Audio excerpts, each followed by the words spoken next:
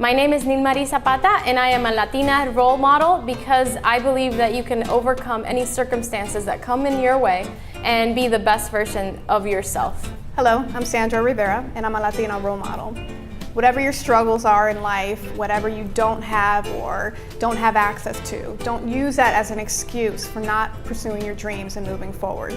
Get out of your own way and get out of your comfort zone, and you will be amazed at the growth that you will experience.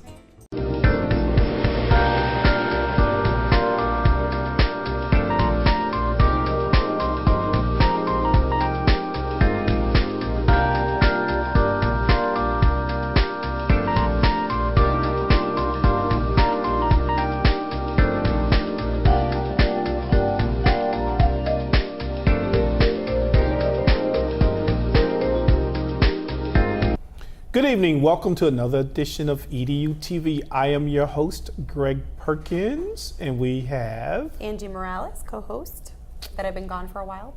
Yeah. Angela and I, we're gonna have a fight. Nice fight. We're gonna have a conversation, okay? Okay, Angela, I'm reading this article, right? In the Orlando Sentinel, there's something called the Florida Teacher Leader Fellowship Program. Okay. I'll tell you what this program is. It's sponsored, first of all, by Bill and Melinda Gates, right? In their efforts to improve education. Of course. Some people say take over education so they can get their software in there. You know, if I was a billionaire, I'd probably want to improve education too, right?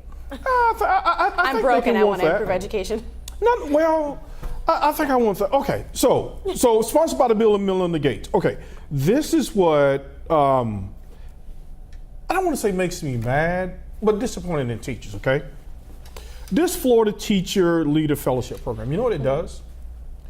It's going to teach teachers how to teach other teachers. Okay? You guys are in the classroom. On your evaluations, you know what you need to improve on and not improve upon, right? Based on our evaluation system, because there are many different ways you could evaluate good teaching, but we've adopted one way.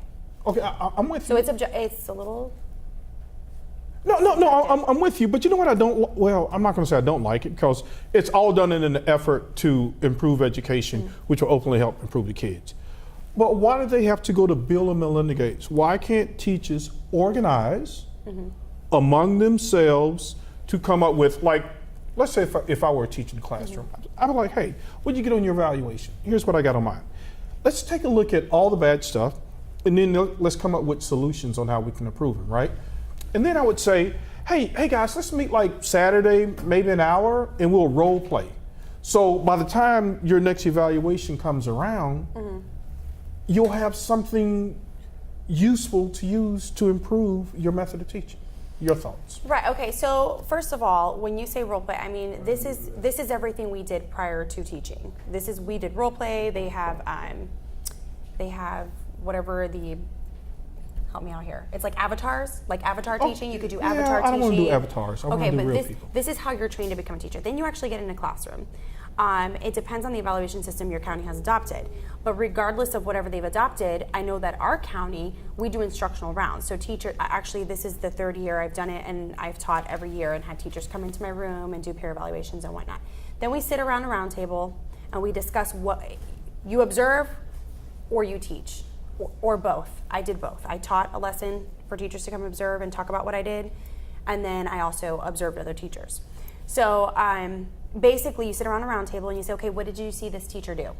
And then in our case, we would look at Marzano's framework. Who's we?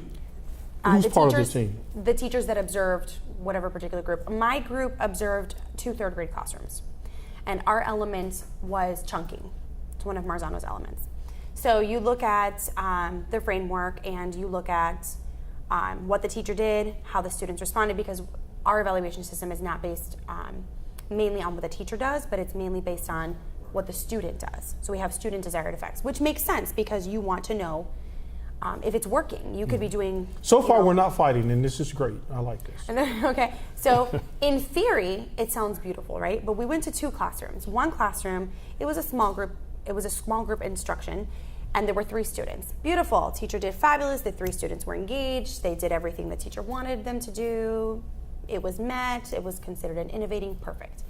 The other group, it was a lower academic achieving group, and 2 of the students were off task, and the teacher kept trying to bring them back. Okay, well, here's where you run into a problem.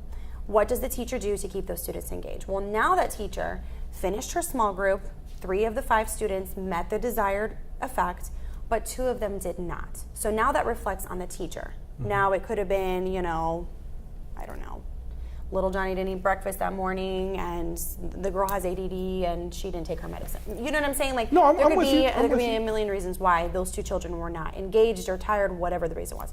Because they're not robots, they're children. And so, but that reflects on the teacher's evaluation. And we see this time and time again. Negatively. Negatively. So if we're just evaluating those students, I guess the majority, I think there were 6 in the group, and 1 was off task, but the other one did meet the desired effect but was still confused. So the majority were still engaged and met the desired effect. So in that case, the teacher still got an applying. But the point is, you can't always expect that your students are going to meet the desired effects perfectly. Why not? Because again, they're not robots. Like, she had to take those students to a separate group. And now if she has a time in her day where now my small group is over, I'm supposed to meet with this other group, she can't move on to that other group because she has these 2 students that she needs to clarify and keep on task, right? And have them meet their desired effect. That's what a good teacher does. And that's what good teachers, I think, are doing. Right. But when your evaluation system is only based on that and high stakes testing, which we know are a huge part of our score, in my opinion, no, I don't think it's the best way to evaluate a teacher. Okay, I'm with that. And it varies day by day too, Greg. I mean, you might have a student that today is engaged, but tomorrow they're not. Okay. Right. Okay. All right. I don't know if I answered your question. No, we're you know what, we're in search of solutions, but I just don't know why it takes a school leadership thing funded by Bill and Melinda Gates, because it seems that you guys could almost start a teacher club, but you're telling me that you guys are already doing something that. Well, we do, but remember that our teacher club is very closely monitored by our administration, so we don't really have a lot of leeway as to how we want to lead. I'm not talking about doing it after school. I'm talking about just after hours, on your own time. I mean, I would say most teachers don't, honestly, even me, I'm pretty... Busy. Yeah, I'm stretched really thin at this point, especially, Right. I'm trying to do a lot with my advocating for teachers and students. So, and I have a family and I'm teaching. But where does a young teacher go for help though? Because they're going to struggle ultimately, because everybody struggles in their first couple of years of things. Absolutely. So if I'm a young teacher, the school is closed, the principal's going home, you got a family, you can't really, where does the teacher go to get that type of help? I think a lot of this is done, I guess, it's done, I don't want to say after hours, because not that it's done after hours, it's kind of done where you don't really see that it's being done. Like, I know when I first started teaching, I had a mentor teacher, and I would just go and pick her brain, or I would co-teach with, now she's my best friend. But there's nothing organized. I mean, we have organized PLCs where we do common lesson planning, and we're always talking. I can't say that I've had one evaluation where I don't go to a colleague and say, oh my gosh, what did you do on yours? Because we're teaching the same thing. How did you get an applying? How did I get at the beginning? Or vice versa, or whatever the case may be. You're talking about it. What did you do differently? But a lot of times... But it's not organized, because you and I can talk, really, right? no. But for a beginning teacher, so I heard you say something really good, right? So would you say that every beginning teacher probably needs a mentor, right? And they do. It's mandatory that you have a mentor teacher. As far as I know. Okay. First year teachers have mentor, yeah. All right. So I wonder though, like if they keep a little notebook of the things that they discuss with their mentor teacher, because you have to then take that information, right? And then you have to fix that. And you do that through deliberate practice. Correct. Like even the pros, like a guy who wants to become a good basketball player, maybe he shoots 100 free throws and he says, I need to make 90% of these free throws before my day is done. So when he's in a championship game, he makes that free throw because he's practiced, right? Right, and deliberate practice is exactly what I was talking to you about with the instructional rounds. We do deliberate practice, but remember, you're focusing on one element for the entire school year. I'm focusing on one thing. So now I'm focusing on chunking, which, by the way, 2 years ago when we were trained on the Marzano elements, it was completely different than what we were trained on recently. We've been told that it's changed because someone's interpretation changed, or Marzano changed the way he described it. I mean, I'm not sure where these conversations take place, but this is what we're being told. So what would have been an applying 2 years ago, which could be the reason why we are the lowest in the state right now. We're 2% highly effective teachers in the entire state of Florida, which says a lot. Either we don't understand what we're doing, or it's not being explained properly, or somewhere along the line there's a disconnect, because what we were told was correct 2 years ago we're being told now that is not correct, or hasn't been done properly. Yeah. And I don't think that necessarily means that we're not good teachers, or that we're, suddenly not highly effective. I think it's a matter of interpretation, and Yeah. Okay, that kind of makes sense, but I just don't understand. The organization of it. I think maybe you should organize something. I'm willing to do that, seriously, because I think it'll just take a lot of the frustration level of teachers, because anything that you do, like okay, even when you guys do those, what do you call it, the round things? What do you call them? The round tables? Or just like a PLC after you do instructional rounds? Yeah. Yeah. Even when you do that, right? It's like going to a conference and they bombard you with all this information, and you bring the book home and you put it on the shelf, right? You don't really digest that stuff. Right. So maybe there needs to be like an organized effort to say, okay, hey, what did we talk about? How can I fix this? Like, take all of the things that you were scored negatively on and say, okay, here are all the possible solutions. And then just practice that stuff until it becomes like habit. But you're right, on the other hand, you can't control whether or not a kid is going to have a bad day. Right, and that's the thing. You're discussing what's negative about it, but you're not going to teach that same lesson the next day. So I think But a lot of the elements you're going to do the same. Elements, honestly, are just common sense. I mean, No, they're not. That's why he's becoming multimillionaire off of them. Because they were common sense. But he put a different name to it. This has been around for ages. I know, but he new. organized it and repackaged it and sold to the school districts. Now he's got a yacht. I mean, I don't know if he has a yacht. And I heard he wasn't too happy about it becoming an evaluation system. Well, but he's happy about his bank account. I'm sure he is. Right. So what I'm saying, what's common sense to you as a good teacher, it may not be common sense to another teacher. I think it's become a little too robotic, in my opinion. You know, when it naturally flows, maybe I don't know. Maybe I thought it was common sense when I came into teaching, and I just did well. I mean, I did well not knowing what the elements were, and then all of a sudden I know what elements are, and I feel very robotic. Do you get what I'm saying? It's almost like, I don't know. It's like, meeting metrics.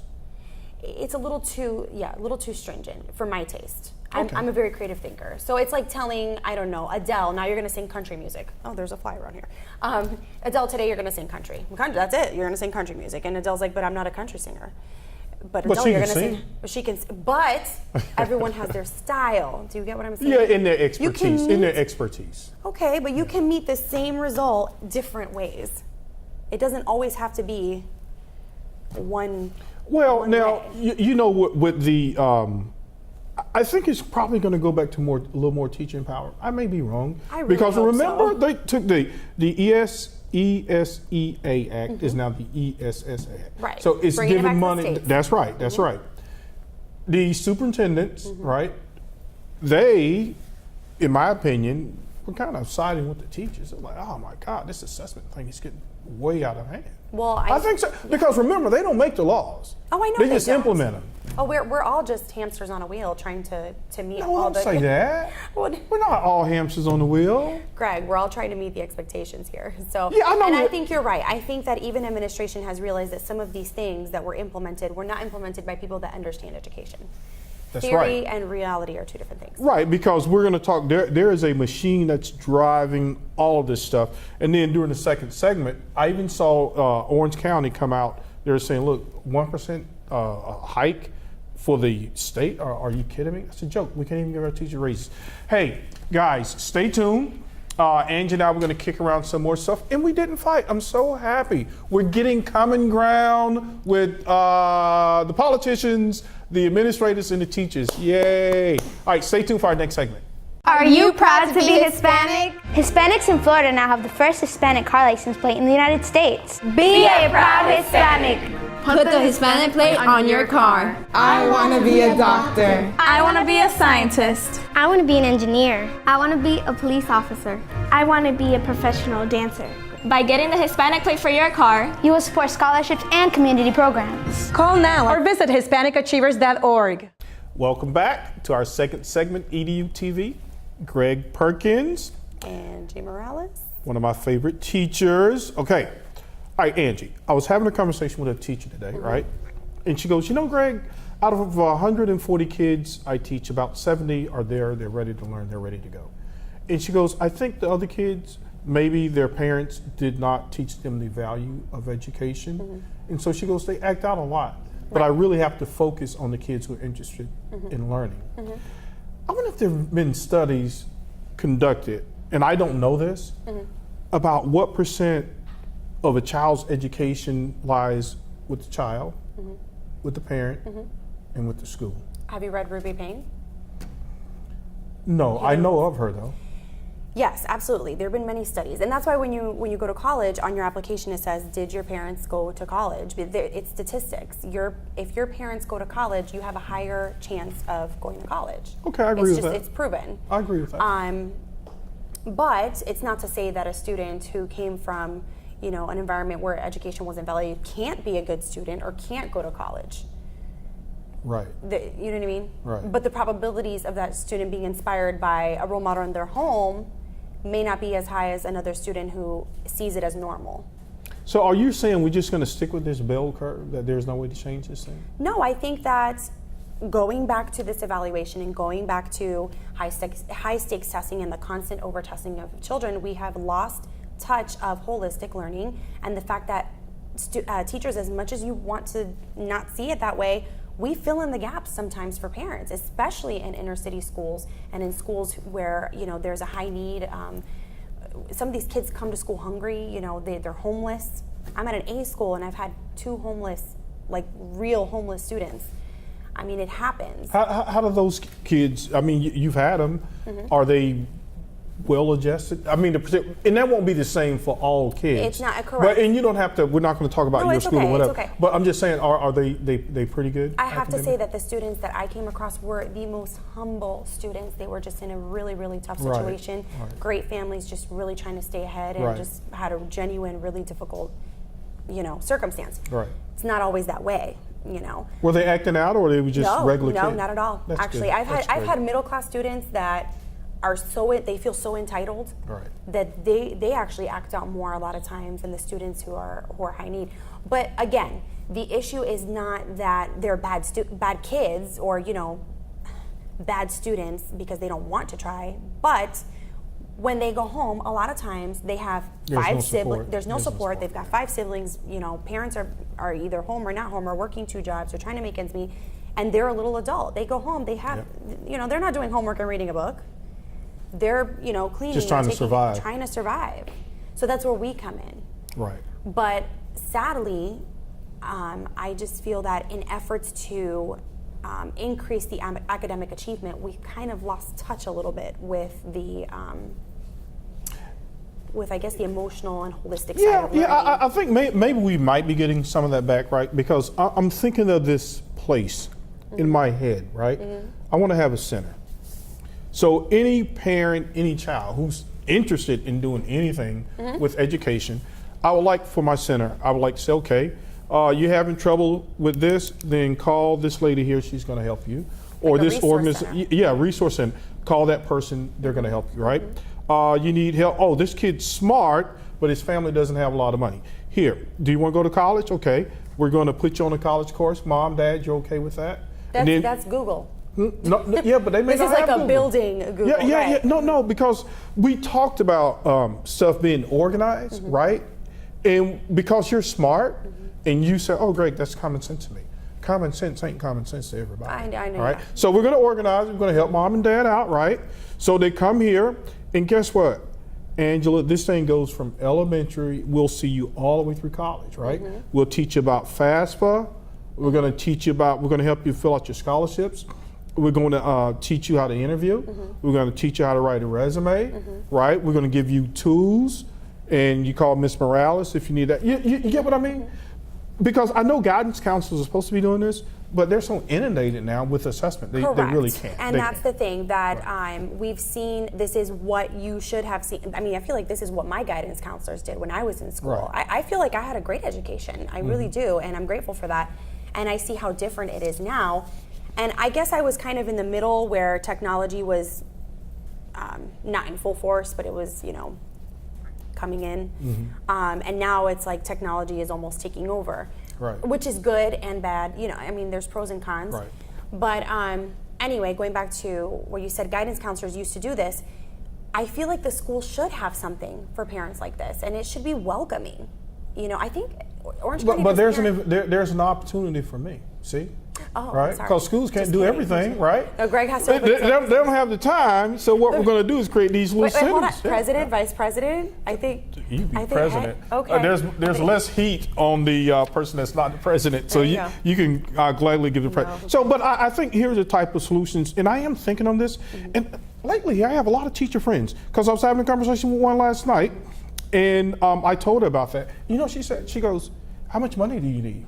I'm like, I don't know, I haven't put it out. She says, give me some numbers. I'm meeting with some people over the next few months.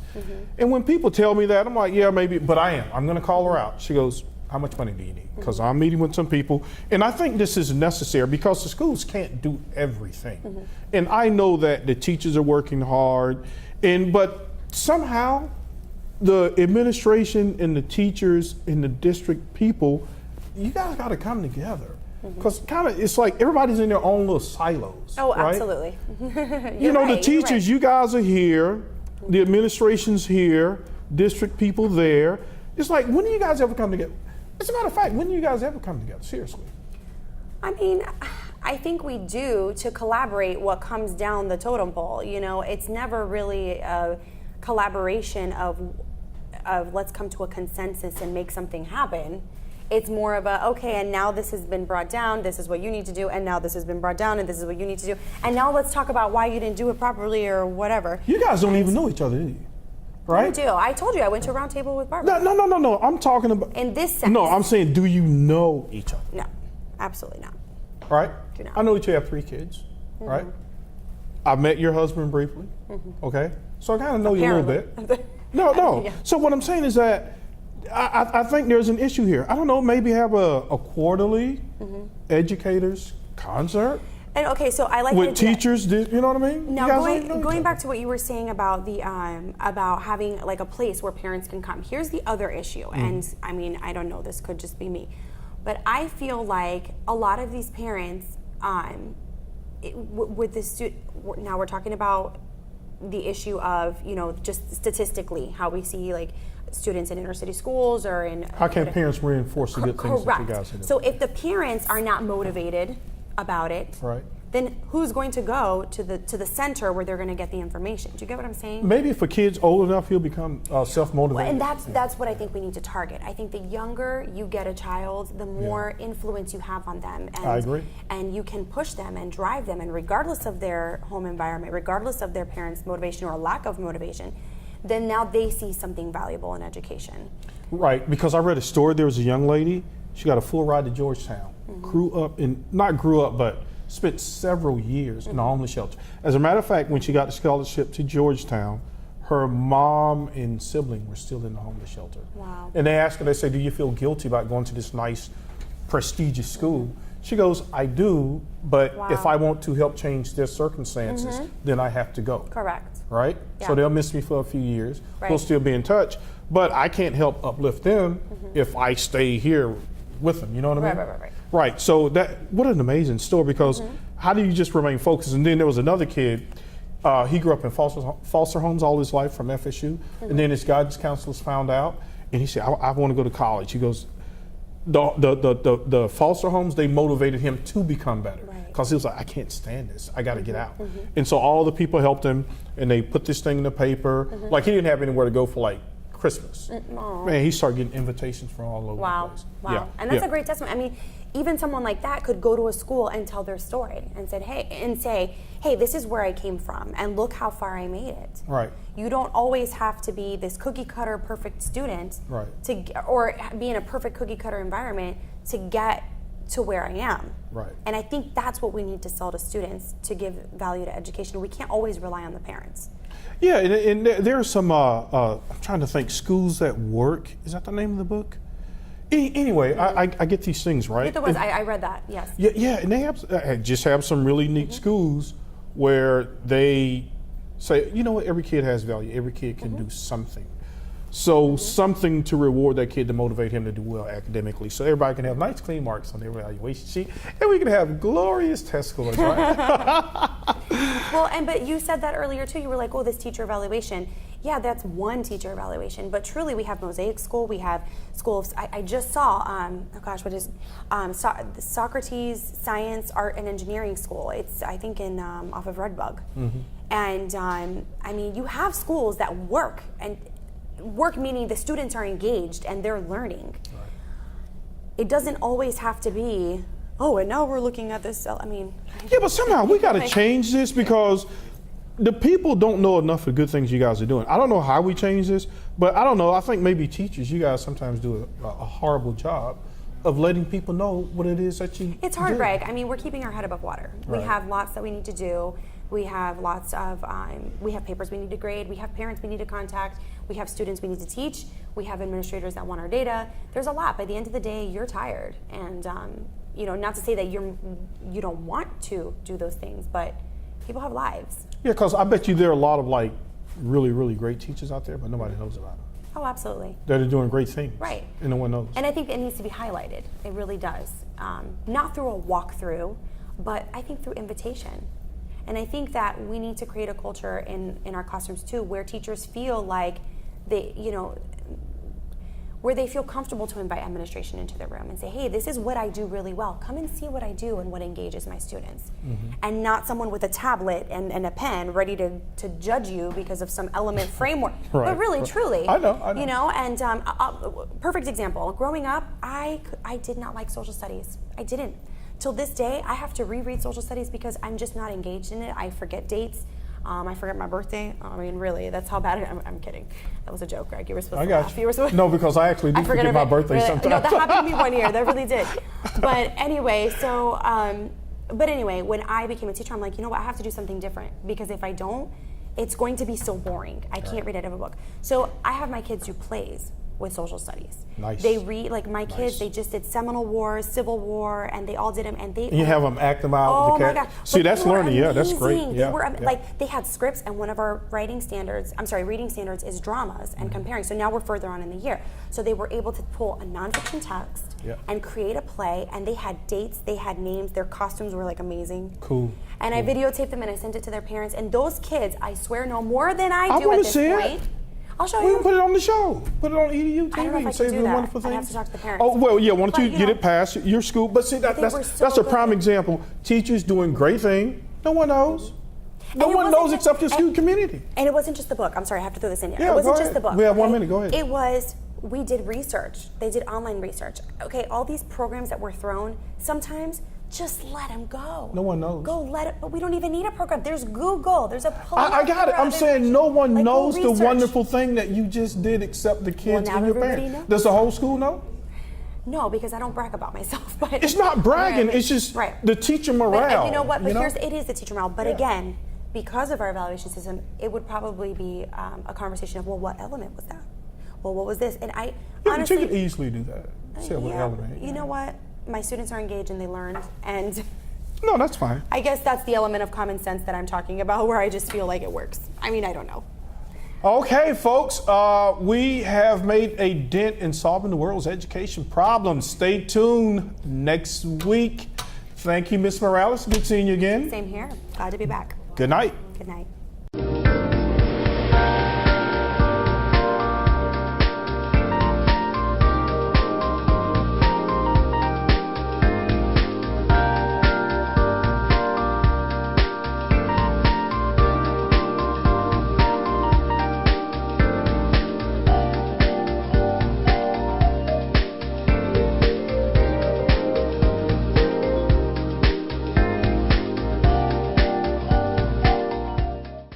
I am for the child who's had 7 addresses in a single year, because she's in foster care, because her father abused her, And her mother couldn't believe her. She is the child I am for. I am a volunteer child advocate. I am you. Florida residents call toll-free 866-341-1425.